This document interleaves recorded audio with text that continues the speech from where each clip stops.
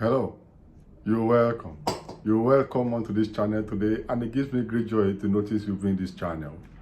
I'm Dr. Olayinka Kole. I'm a lecturer in the university. I'm a sociologist. I'm a researcher. I'm a public speaker. I'm a life coach. On this channel, I do a number of things, but all these stuff I do, you can cluster them into four: sociology, research, relationship, and migration. If today is your first time of coming in contact with this channel, you're welcome. Kindly subscribe to this channel, comment, like, and share this content as widely as possible. And please tell others about this channel that they can learn a lot from this channel. And if you have subscribed to this channel previously, thank you very much for staying tuned. Today, I want to address a very important topic within the context of research. The topic or the title of this video, therefore, is what is sampling in research and why is sampling very important in research. It is nearly impossible for you to conduct a research without sampling.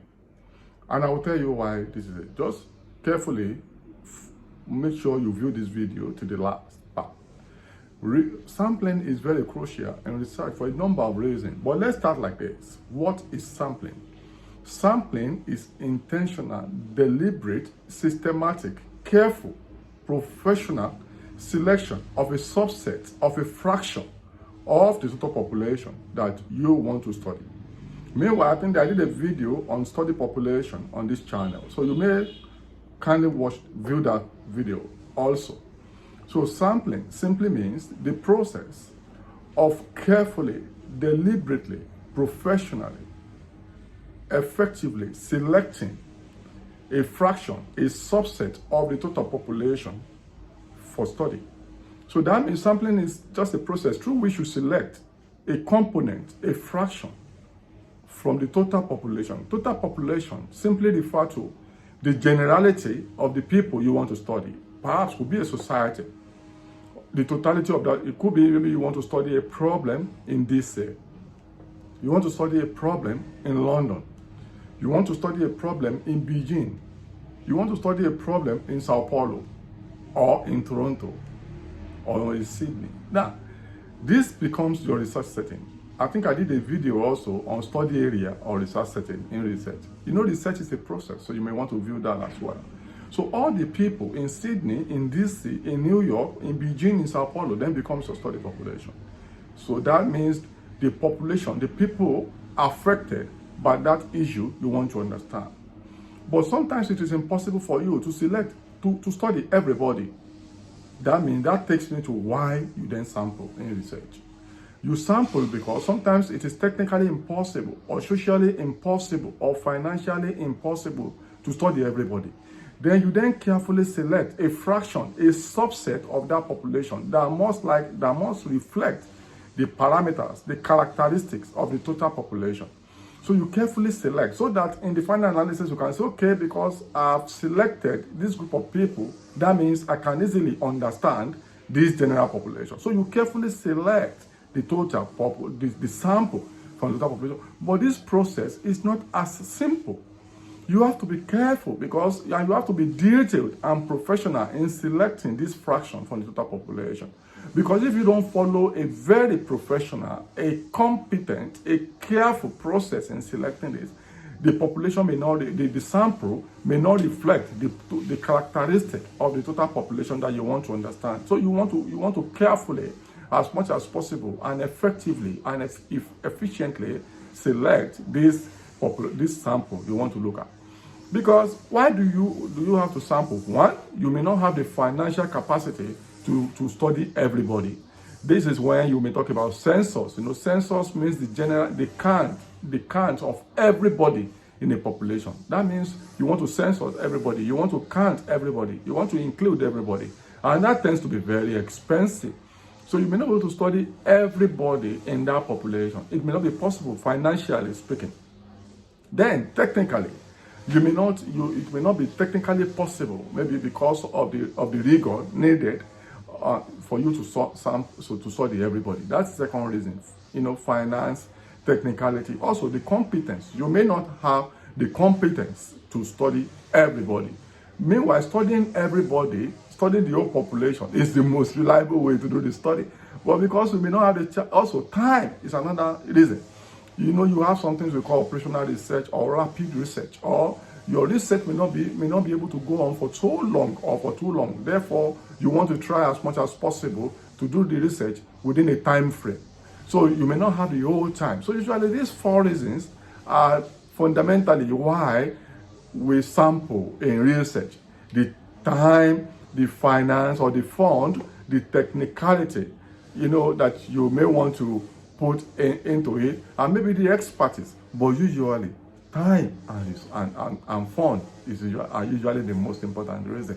So it takes a lot. So what do we then do in research? We then try to pick a subset. So these are the 4 reasons. And I've defined sampling for you as a process. It's a process. It's not an event, because there are protocols you have to follow for you to have very representative sample. Within, at least when you talk about quantitative research. Now, I think I did a video also on differences and similarities between qualitative and quantitative research. So you may want to view that video also. So when you look at what sample is, I've defined it for you, and I've told you why we sample. Meanwhile, there are fundamentally some important points I want to mention now. Normally, when you sample 10% of the total population. That's the rule of thumb. The best way to sample is to pick 10% of the total population, 10% of the total population you want to study. But sometimes 10% may even still be too much for you at the same time. Imagine you are studying the 10% of DC, or 10% of London, or 10% of Sydney. You know, that, and let's say this is your undergraduate project, or even your dissertation, and you don't have all the money in the world. 10% of DC may still be so much for you. So you may still want to solve it to some, but the rule of thumb, the point I want you to note from here is the fact that the standard rule of thumb is that your sample should be 10% of the total population for us to feel comfortable with the sample. At the same time, this 10% may still be so much. So we still allow people to to sample less than 10%, provided we follow very important processes or procedures.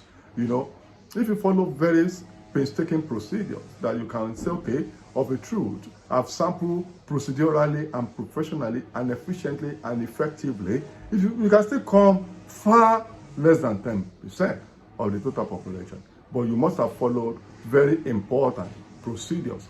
Meanwhile, there's another very important point I want you to note. You know, there is this debate between quantitative and qualitative. And in quantitative, you sample, and your sample must be representative.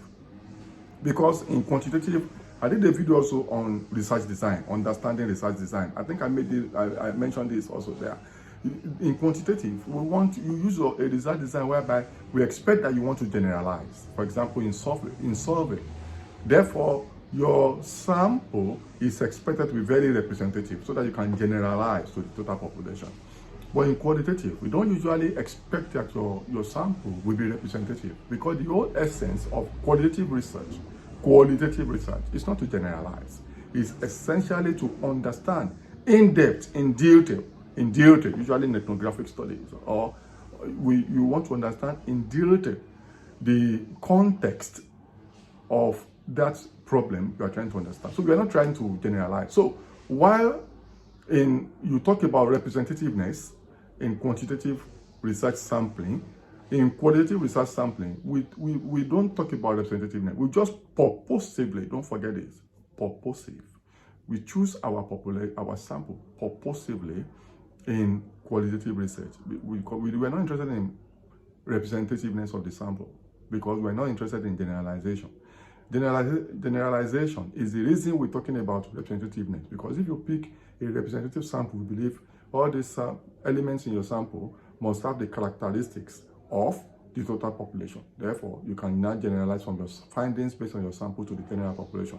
But in qualitative study, we don't want to generalize. So we purposely select a group of people that have sufficient knowledge about what we want to study.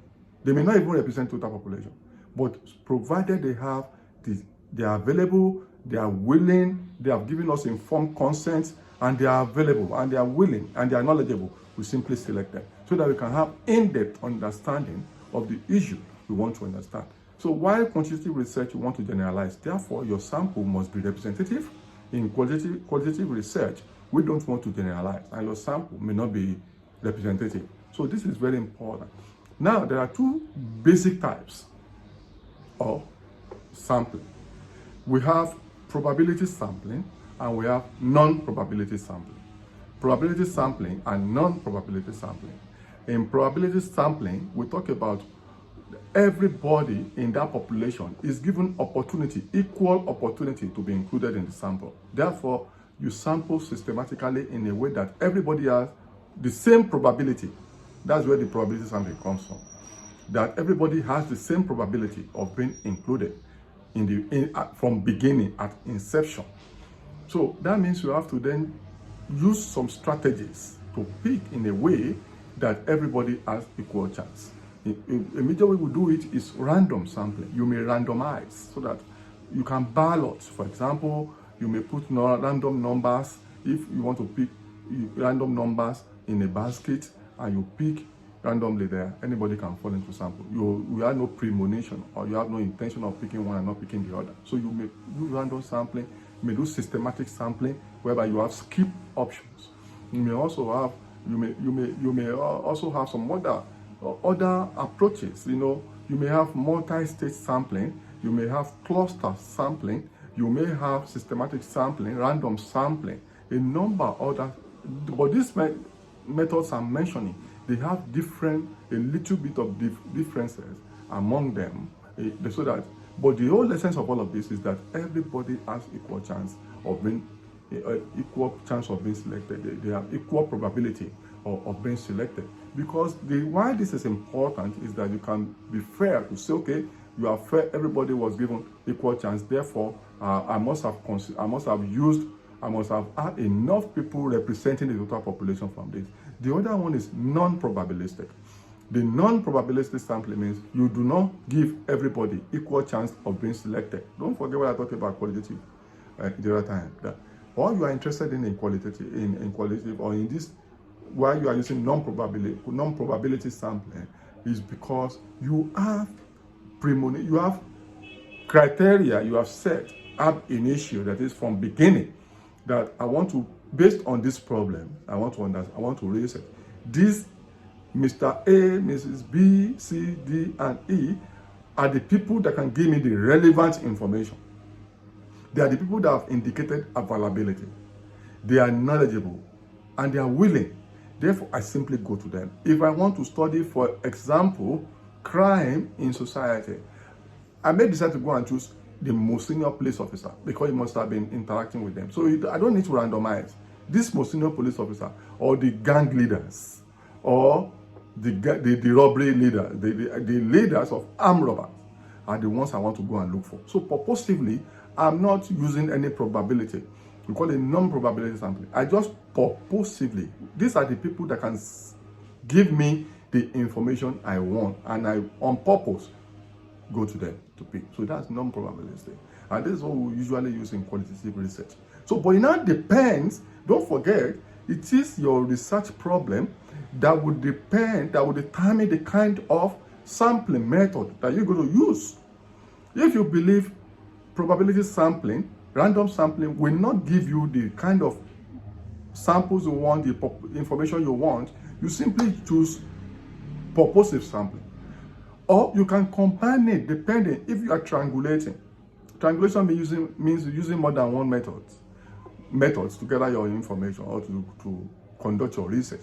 So the most important point I want to mention is that your research problem, your objectives of your research will determine the methodology you are going to use. I dropped a video on what you must know about research methodology. View it on this channel too. Your methodology will determine the kind of sampling you want to use. Your research problem will determine your methodology. Your methodology will determine every other component, including sampling. So it is what you want to understand with the type. So it's not compulsory that you have to sample systematically or probabilistically. So it's not compulsory. You can sample purposively if that is suitable. So your point is to first reflect on your topic, reflect on your methodology. So for people who think, because my sample is not representative, it's not. No, it is what you intend to get that will determine the kind of sampling method that you're going to use. Meanwhile, bear in mind that it's very important that even in your sampling, you may have to avoid sampling bias. It is very important. And if you're doing quantitative and you want your sample to be representative, you must remove sampling bias, that everybody must be given opportunity to be represented. But if you are using non-probability, which is also called non-probabilistic sampling, sample bias will always be there, but it's not a problem. It's just because you are biased because of what you want to get, the kind of information you want to get. Meanwhile, bear in mind, another point I want to make, which is very important, is that your sampling must be detailed, must be thorough, must be very relevant. If your sampling is totally at variance with your research design, totally at variance with your topic or your interest, that research will be useless.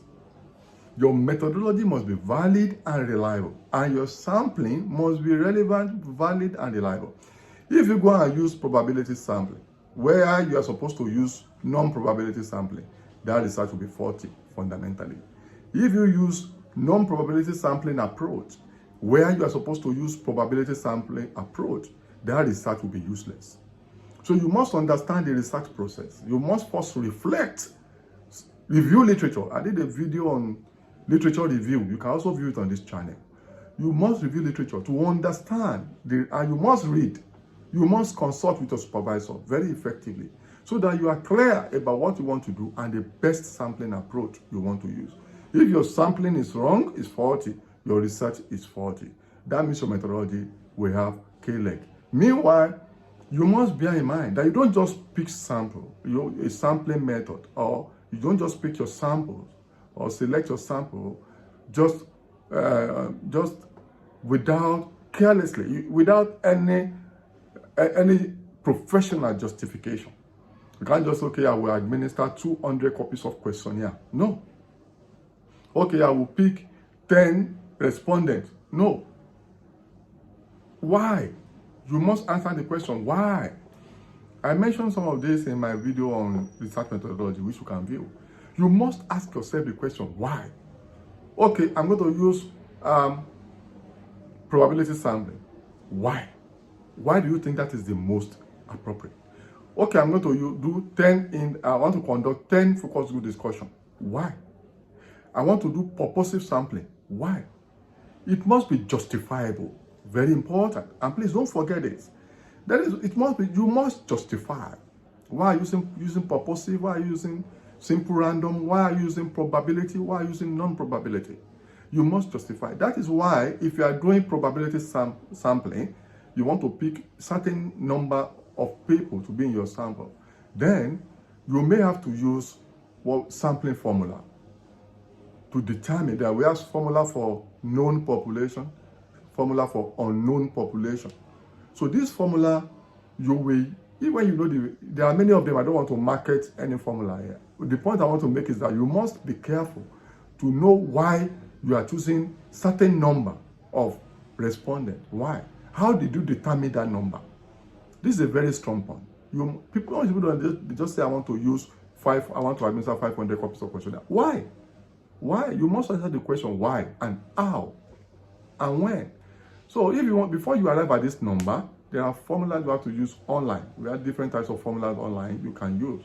For example, we have the Yamani formula, for known population, for unknown population. When you don't know, it depends on your research problem. You may not know the total number of population, so it's difficult for you to pick the sample size. So you might have to use formula to determine whether you're using proportional representation or just what are you using. So you may have to use formula to determine your sample size. You can't just be casual about it and say, I just feel like using 500. Why do you think 500 is important? It will be sufficient to give you what you want. I can't just say I want to do 5,000. Why 5,000? Are you so sure 5,000 will be enough to be able to give you what you want? So, but using formula to determine the sample size is very important in research. But that is for quantitative. But for qualitative, it's not. You don't need formula for that. What we rely on in qualitative is what we call point of saturation. Point of what? Point of saturation. I hope you are enjoying this video. I'm enjoying myself the way I'm delivering this lecture. We use point of saturation. That is, the point of saturation is at that point where you are not getting any new information from your interviewees or from your discussant. You will get to a point you are getting redundant information. Redundant information. That is, they simply continue to repeat what you have heard previously. Then you have to terminate the research at that point in time. You have to terminate the research. In qualitative research, we don't use formula at all. You just simply, whether you are using key informant interview, whether you are using focus group discussion, whether you are using case study, whether you are using in-depth interview or live history, we simply determine our population, our research setting. There's also a video on research setting on this channel you can watch. Once you determine your research setting, you get to enter the community and you start interviewing or discussing with the people. And you can continue like that. You can do as many interviews as possible, provided you are getting new knowledge. I've seen PhD students doing 60 in-depth interview, 120 in-depth interview, provided they are getting new nuances.